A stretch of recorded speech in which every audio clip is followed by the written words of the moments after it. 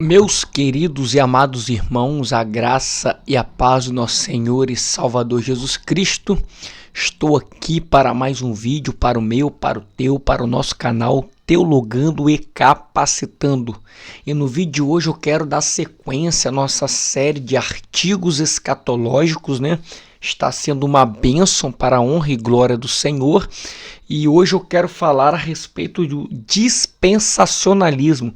O que é o dispensacionalismo, né? Vamos aprender um pouco. Talvez você ainda tenha dúvida, não saiba o que é direito exatamente. E eu quero lhe passar algumas informações, mesmo que sejam básicas, mais concretas para você entrar e ficar por dentro desse assunto. Só que antes eu quero te fazer um convite. Se você não se inscreveu no nosso canal, se inscreva nessa comunidade apaixonados pela palavra de Deus. No canal Teologando e Capacitando. Me ajuda nessa empreitada, nessa jornada. E você se inscrevendo, você irá ajudar o canal a crescer. Também ativa o sininho das notificações para você ficar informado toda vez que subir um vídeo novo para o canal. Não deixe de dar aquele like, pois o like ajuda muito o YouTube a reconhecer a relevância e a importância dos conteúdos postados e assim divulgar com mais pessoas e engajar o canal cada vez mais. E também compartilhe em seus grupos de WhatsApp, Facebook e Instagram.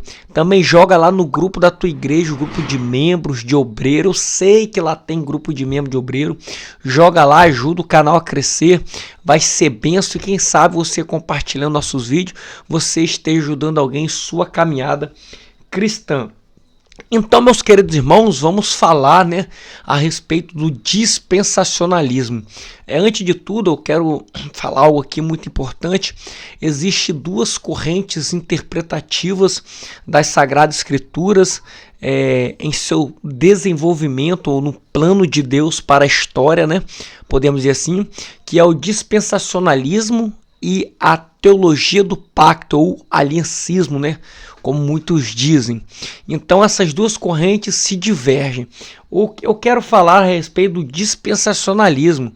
É a corrente que eu sigo, que eu acredito ser a mais coerente na interpretar a palavra de Deus. Devemos também respeitar os nossos irmãos aliancistas, mesmo não concordando com as posições dele, como eles interpretam, mas isso não difere na nossa comunhão. Eu não posso dizer que quem defende a teologia do pacto não é meu irmão em Cristo Jesus. Isso é um erro que eu estarei cometendo.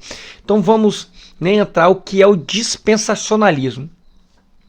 A palavra dispensacionalismo é derivada da palavra latina dispensatio, que significa subdivisão, pesar e distribuir. Então, a Bíblia ela tem uma subdivisão estruturada em si mesma, que deveria, aliás, ser observada quando vamos lê-la ou interpretá-la de forma coerente. Ou seja, entendendo essas subdivisões, nós temos que observarmos ao ler e ao interpretar a palavra de Deus. Então, ela diferencia as diversas dispensações e nós vamos aprender isso. A palavra grega para dispensação é oikonomia, que tem os seguintes significados. Primeiro, manejar. Segundo, regular. Depois, administrar. Ou também dividir e subdividir. Cada dispensação ela tem suas próprias regras. Quando assim podemos dizer, se cada dispensação tem a sua própria regra, a era da lei não pode ser comparada com a época antes da lei. Isso é um equívoco, nós compararmos a época da lei antes da era da lei. Como também não podemos comparar a era da lei com a época atual da era da graça, a dispensação da graça que nós vivemos hoje. Aqui eu quero deixar frisado que o dispensacionalismo ele é baseado em alguns fundamentos, onde eu quero destacar 3 para vocês. Primeiro fundamento do dispensacionalismo, uma sólida interpretação literal do texto. Isso mesmo, nós dispensacionalistas não precisamos alegorizar ou espiritualizar certas passagens bíblicas para criarmos uma interpretação adequada ao nosso modo de pensar. O ponto forte hermenêutico do dispensacionalismo é exatamente a literalidade do texto. Nós deixamos o texto falar por si só, né? Em sua própria interpretação.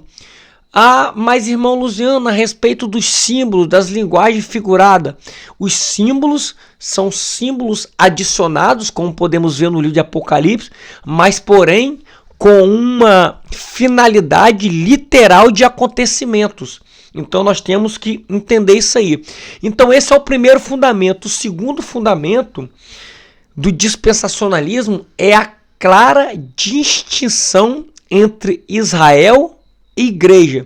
Não devemos confundir Israel com a igreja, porque nós dispensacionalistas, nós cremos que o plano de Deus para a história, ele envolve um planejamento para Israel e outro para a igreja. Israel é Israel, igreja é igreja. Você quer ver uma distinção clara? Um exemplo é que Israel não tem um evangelho para pregar. A igreja tem, porque aceitou a Cristo. Israel recusou. A igreja prega a notícia das boas novas. Israel não prega. Isso é distinção. Então, a distinção é clara. Os planos de Deus, ele trata de 2 povos distintos, Israel e igreja. Passagens bíblicas, algumas passagens bíblicas, elas são claras, como em 1 Coríntios 10:32, que vai dizer: não vos torneis ofensas para os judeus, nem aos gentios, e nem à igreja de Deus. Ora, se judeus ou Israel fosse a igreja, Deus não fazia essas 3 distinções, mas apenas 2. Mas ele destacou nem aos judeus, nem aos gentios, os pagãos, podemos dizer, e nem a igreja de Deus. Então está diferenciando uma coisa da outra. Então nós temos que ter isso em mente. O terceiro fundamento, a base do dispensacionalismo, vai ser que a glória de Deus é o propósito para a história. Isso é irrefutável. O supremo propósito da história é a glória de Deus, a qual se manifesta na demonstração de que somente Deus é soberano. Na Bíblia, agora eu quero entrar aqui, existem 7 dispensações diferentes, claramente reconhecíveis. E eu quero destacar uma por uma, e quem sabe no próximo vídeo eu entro explicando cada dispensação dessa. Eu creio que será proveitoso para o nosso conhecimento, né? Aplicar cada dispensação dessa aqui. A primeira dispensação é a era da inocência. E que período essa era abrange? Abrange o período do paraíso até a queda de Adão. Então isso é a era da inocência, do período do paraíso até a queda de Adão. A segunda era é a era da autodeterminação, ou a era da consciência, que vai do período da consciência, quando Adão descobre, depois da queda, até o dilúvio, Noé, né? Então o período da consciência vai depois da queda da consciência até o dilúvio. O terceiro período, a terceira dispensação, é a era da administração pelo homem, mais conhecido como a era do governo humano, que vai do período de Noé até Abraão. Então, a era do governo humano é de Noé até Abraão. A quarta dispensação é a era dos patriarcas, ou a era das promessas, que vai do período de Abraão até Moisés. E ali nós vamos ter as promessas, as alianças abraâmicas e as alianças mosaicas, né? Nesse período nós vamos ver também que vai, né, do período de Abraão até Moisés. Então a quarta era, a era dos patriarcas, a era das promessas, é de Abraão até Moisés. A quinta era é a era da lei. E essa era abrange o período que vai de Moisés até Pentecostes. Olha só que interessante. A era da lei vai de Moisés até Pentecostes. Isso é muito importante nós sabermos. A sexta era é a era da graça, que é a atual dispensação que nós estamos vivendo, na dispensação da graça, que é o período da igreja desde os dias de Pentecostes, onde a igreja é fundada, né? A igreja é fundada em Pentecostes, então é o período da igreja desde Pentecostes. Essa atual era da graça é a era da igreja. A sétima era, ou a sétima dispensação, é a dispensação ou a era do reino, que é o período do reino milenar após a grande tribulação. Então, essas são as 7 dispensações, né, que existe. A dispensação da inocência, da consciência, do governo humano, das promessas, a dispensação da lei, da graça e do reino milenar. Então, meus queridos irmãos, espero ter ajudado, que esse vídeo possa enriquecer o seu conhecimento. Eu creio que está sendo de grande valia, de grande proveito.